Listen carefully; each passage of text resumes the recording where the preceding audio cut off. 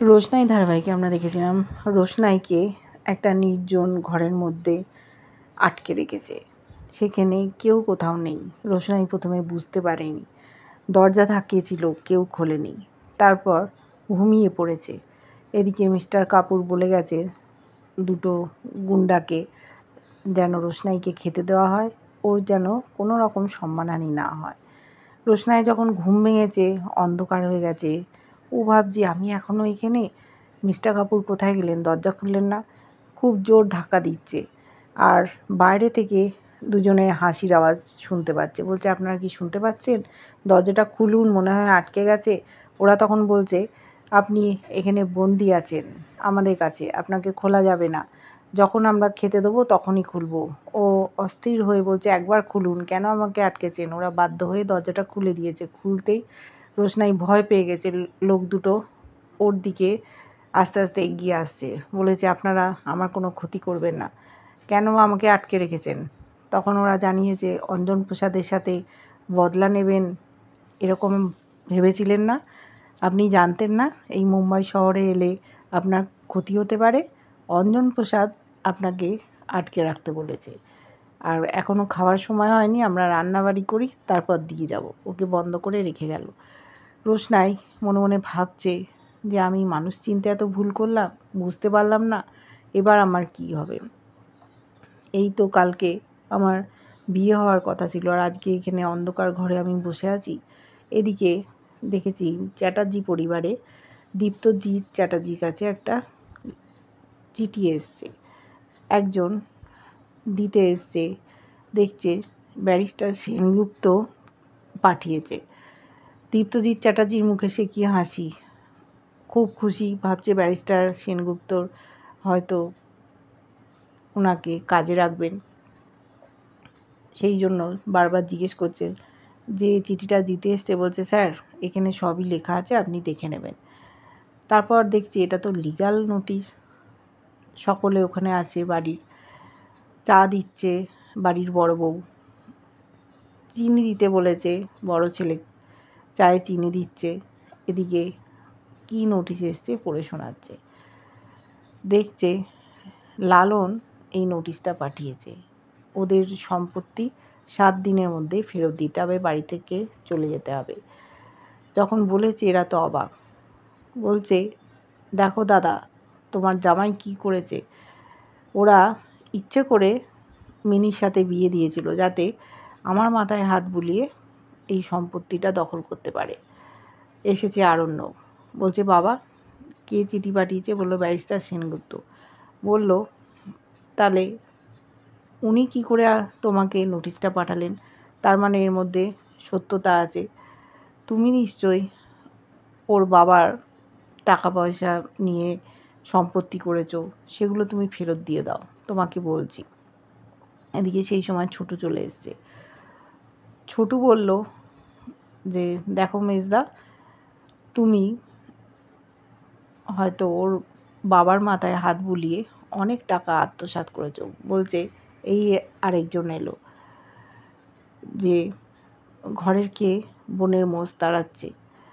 তখন বলল তুমি যখন আমার বদনাম করছো তখন আমি বলবই। তুমি আর তোমরা সকলে জেনে রাখো, এই যে মিনি আর মিনির শ্বশুরবাড়ি পরিবার খুবই অভাবে দিন কাটাচ্ছে, কিন্তু ওরা কোনো দিন তোমাদের কাছে ভিক্ষে করতে আসেনি। অনেক সময় না খেয়ে থেকেছে। ওর শাশুড়ি মা রান্নার কাজ করে টাকা জোগাড় করছে, লালন মুটেগিরি করছে, ওষুধ জোগাড় করছে, ওদের আত্মসম্মান বোধ আছে, সেই জন্য তোমাদের কাছে আসেনি। কিন্তু তুমি যদি ওর বাবার কাছ থেকে টাকা নিয়ে থাকো বা সম্পত্তি নিয়ে থাকো তাহলে সেগুলো ফেরত দাও। এবার ওর মেজদা চোখ রাঙাচ্ছে, বলছে এত বড় কথা? বললো তুমি আমার সাথে এইভাবে কথা বলবে না, তোমাকে আর দাদা বলতে ঘেন্না লাগছে, অন্যের সম্পত্তি তুমি নিয়ে নিয়েছো। ওদিকে আরণ্যকও বলছে দেখো বাবা, তুমি যদি সত্যি নিয়ে থাকো সেগুলো ফেরত দিয়ে দাও। আমি একটা সিদ্ধান্ত নিয়েছি, আমি কিন্তু বাড়ি ছেড়ে চলে যাব।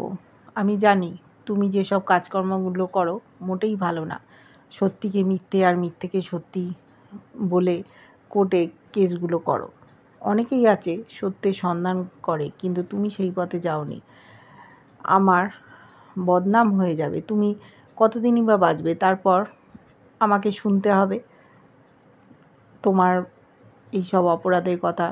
আর আমি ইল্লিগাল কোনো সম্পত্তি নিজের কাছে রাখতে পারবো না, তাই সময় থাকতে যা নিয়েছো ফেরত দিয়ে দাও। কিন্তু ওর বাবা অস্বীকার করছে, আমি কারোর কিছু নিইনি, আমি কেন ফেরত দেবো। গরিমা জানতে চাইলো, তুমি কি লালনের বাবাকে চিনতে? শুনেছিলাম চিনতে, একসঙ্গে তোমরা কাজ করতে। বলল, না না, কোথায় চিনতাম, ওই মুহুরী ক্লাসের একটা লোক ছিল, সে উকিল বলে পরিচয় দিত, আর তার কাছ থেকে টাকা নিয়ে আমি আমার সম্পত্তি করেছি।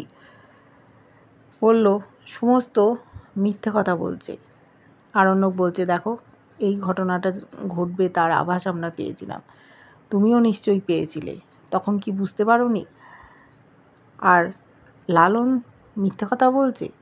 ও নয় মিথ্যে বললো, তাহলে ব্যারিস্টার সেনগুপ্ত, তুমি তার সাথে কেস লড়ো যে মিথ্যে বলছে বলে। আরণ্যক বলল, দেখো, ভালো চাও তো সমস্ত কিছু ওদের দিয়ে দাও। এদিকে বলছে ওই বাড়ির বউ জাহ্নবী যে, মেজো কাকু, তুমি কেন ওদেরকে টাকা দেবে, তুমি তো কিছু নাওনি, তুমি বরং লালনকে ডাকো, ওদের 1,10,000 টাকা দিয়ে দাও। ছোটু বলছে, কেন, ভিক্ষে দেবে না কি? বলছে, ভিখারিকে ভিক্ষে দেবে না তো কি করবে? আরণ্যক বলল, দানটা যদি উল্টো দিকে পড়ে তখন কি হবে মেম সাহেব? তুমি তো এই 7 মহলা বাড়িতে রয়েছো, দিব্যি আরাম করে আছো, তোমাকে যদি ভিখারি অবস্থায় থাকতে হয় তখন কি হবে আমি জানি। দাদাভাইয়ের কলেজ থেকে যা রোজগার করে সেই টাকায় তোমাদের চলে না, মা বাবার কাছে হাত পাততে হয়।